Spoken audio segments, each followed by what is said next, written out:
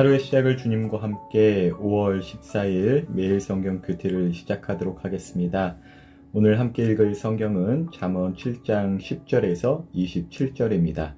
우리의 몸과 마음, 뜻을 다해서 함께 읽도록 하겠습니다. 한 여인이 창녀처럼 꾸미고 그 남자를 유혹하기 위해 그에게로 다가왔다.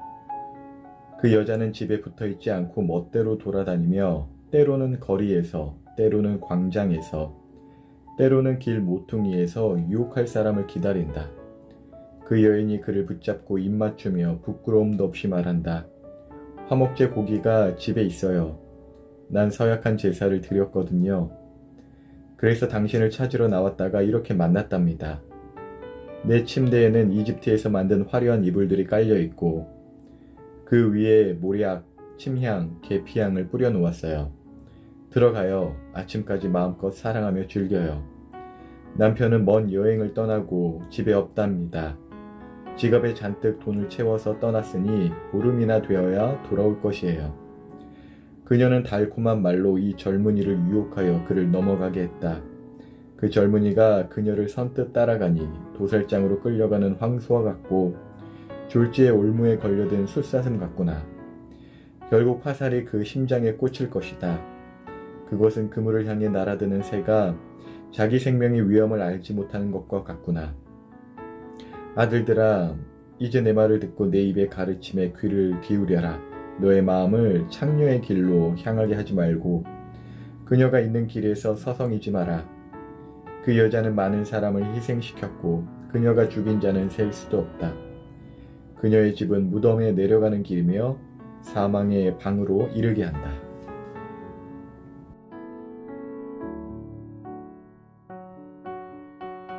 계속해서 잠언 7장은 이제 반복해서 부부 사이 외에 어떤 성관계나 남녀 간의 이성관계, 잘못된 이성관계를 이제 피하라고 합니다.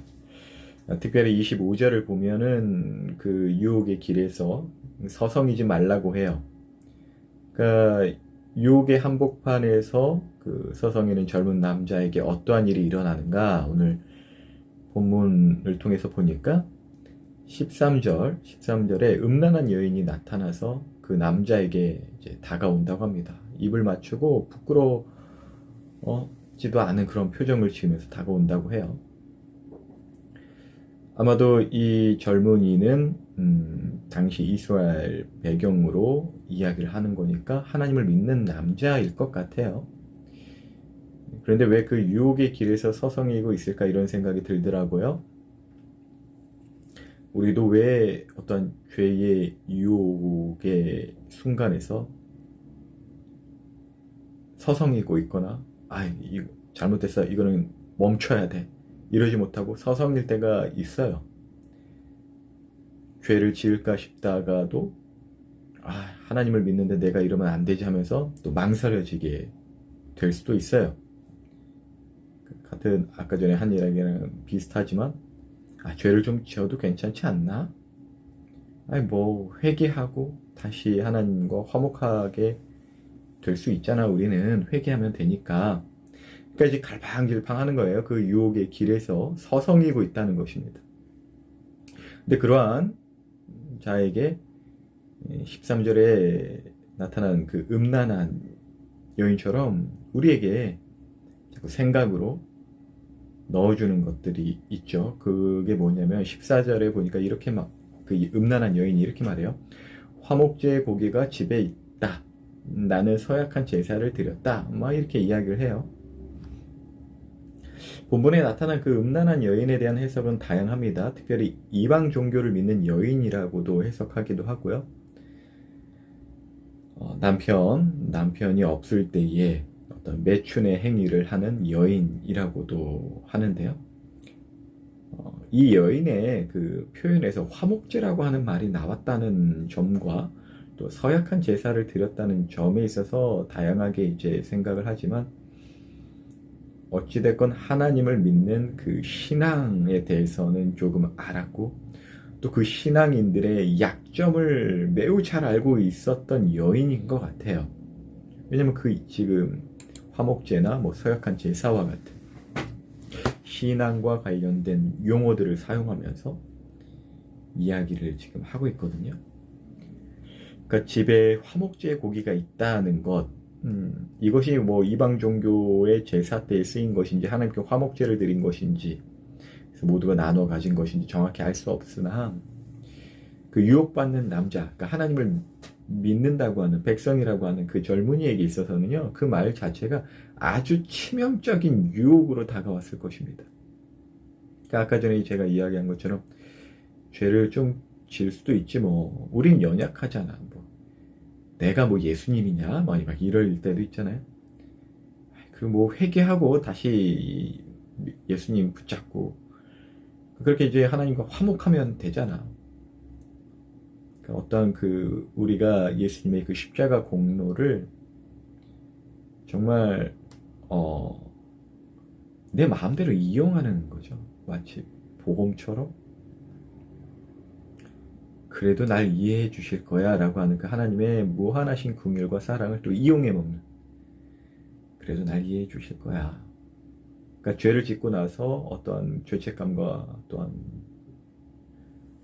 회개함 가운데서 하나님께서 긍휼을 베푸시는 것, 어떤 그런 패턴을 굉장히 왜곡되게 이해해서 이용해 먹는 거죠.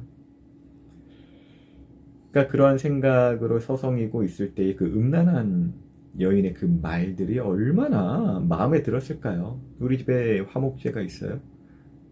이 말, 죄를 지을까 말까 고민하는 여러분들에게 만약에 죄가 나타나서 그래 연약하니까 뭐 어쩔 수 없지, 그래 죄 짓고 싶은 유혹이 있구나, 그래서 죄를 지어서 그렇구나, 죄를 지으려고 지금 하는 거구나, 아휴 그래 지금 죄 짓고 회개하면 되지. 제가 만약 그렇게 이야기한다면 어떨 것 같아요?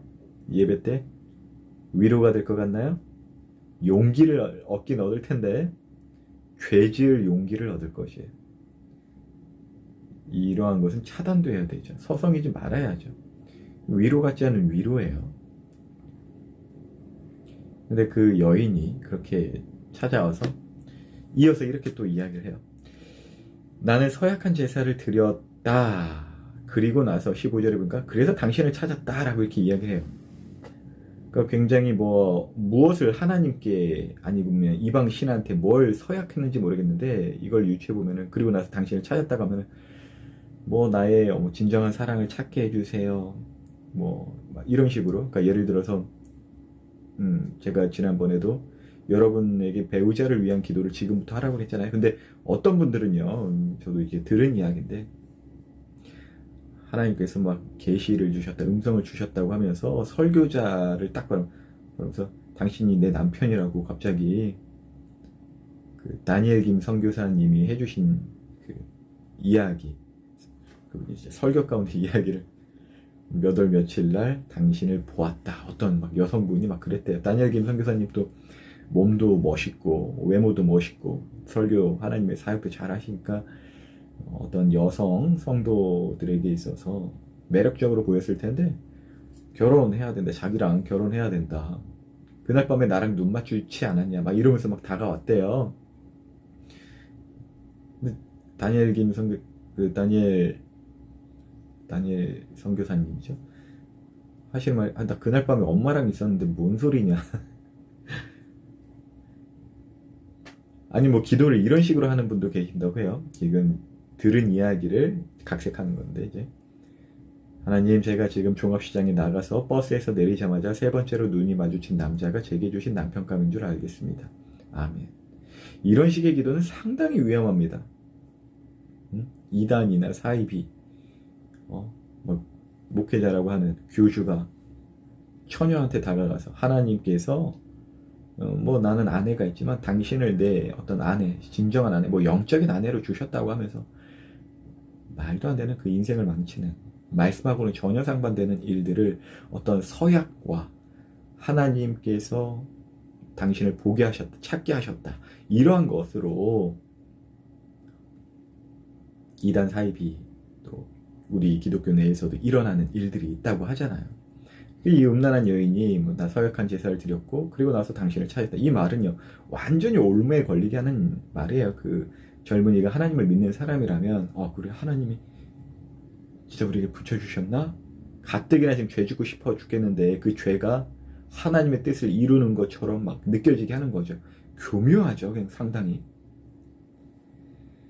근데 이단과 사이비가 아니라고 하더라도요, 세상 전체가 다 이래요. 그 얼마 전에 드라마 뭐죠?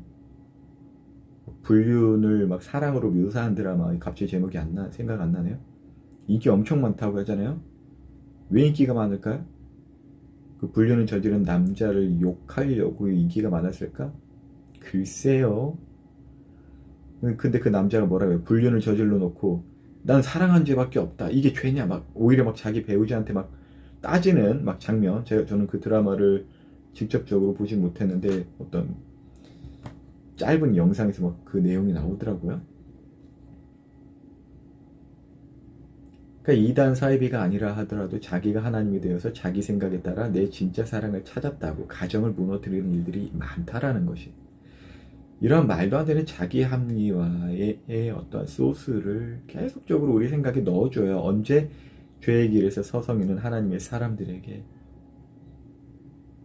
사단이 넣어준다는 것이죠. 자, 이 외에 이 음란한 여인은 이제부터는 아주 노골적으로 다 보여줍니다. 아주 화려한 것들을 보여줘요. 아침까지 사랑을 나누자고 해요. 남편은 오지 않을 것이라고 이야기합니다. 행복을 보장하고 진정한 즐거움을 보장하는 듯한 말을 하면서 아주 대놓고 유혹하죠.